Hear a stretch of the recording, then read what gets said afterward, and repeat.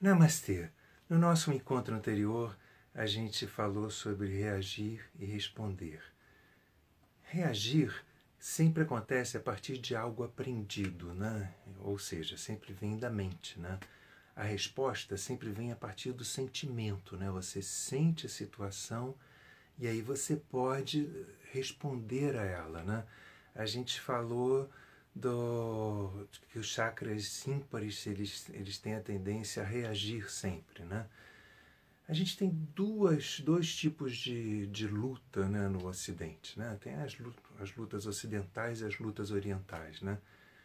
O ocidental, por exemplo, o americano, ele adora boxe, né? O boxe é uma luta onde o inimigo tenta sempre manter o outro à distância, né? Os Estados Unidos é capaz de parar num dia de luta de boxe.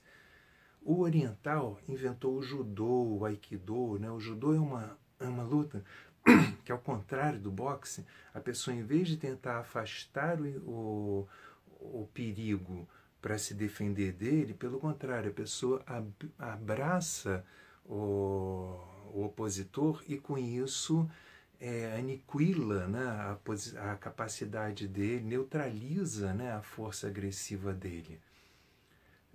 Talvez as lutas, todo o Oriente é mais feminino e todo o Ocidente é mais masculino.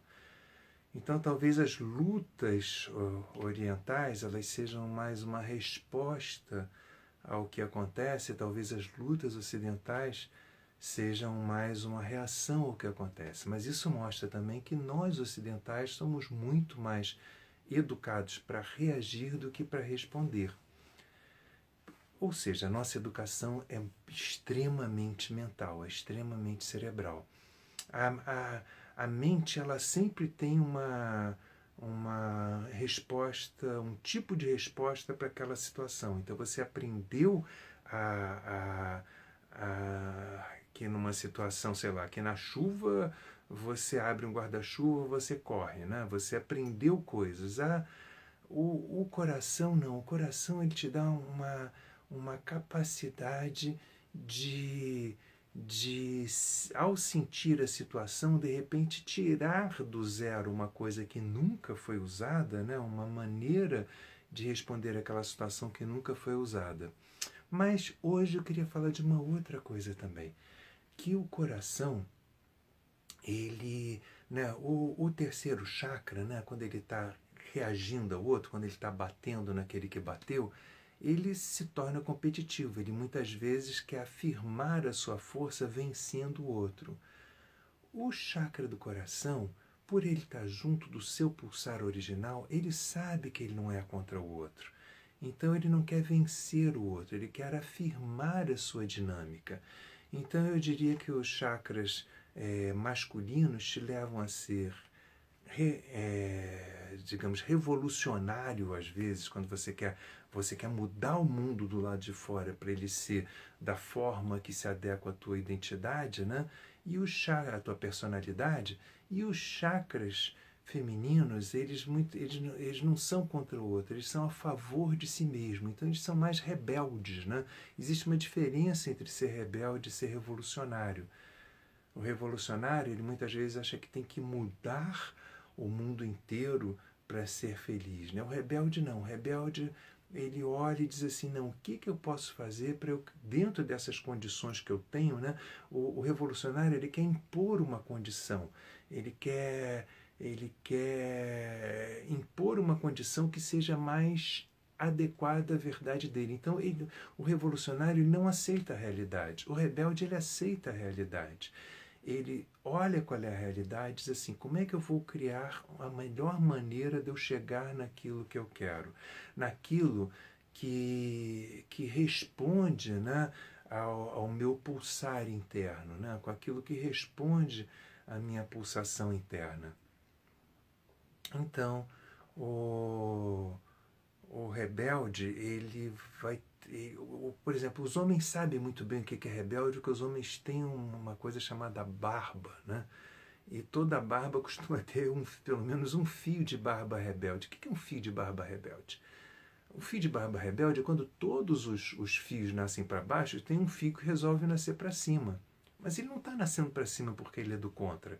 Ele, se duvidar, ele não tem a menor consciência de que existem centenas de outros fios nascendo para baixo. Ele simplesmente sabe que a direção dele é aquela ali. E se a direção natural dele é aquela ali, ele se forçar a ter a mesma direção dos outros vai ser uma forçação de barra para ele. Então ele quer seguir a direção dele. Mas dá um trabalho enorme para o homem, porque ele passa a lâmina ali considerando a outra, a maioria total de fios que é para baixo, e de repente ele se machuca naquele fio que vai contra, porque o movimento, a força, tudo que ele colocou ali foi levando em consideração os outros fios que estavam na outra direção. Então a rebeldia, ela tem essa noção de realidade. O que eu chamo de noção da realidade? Eu vou simplificar o Freud aqui em 3 princípios.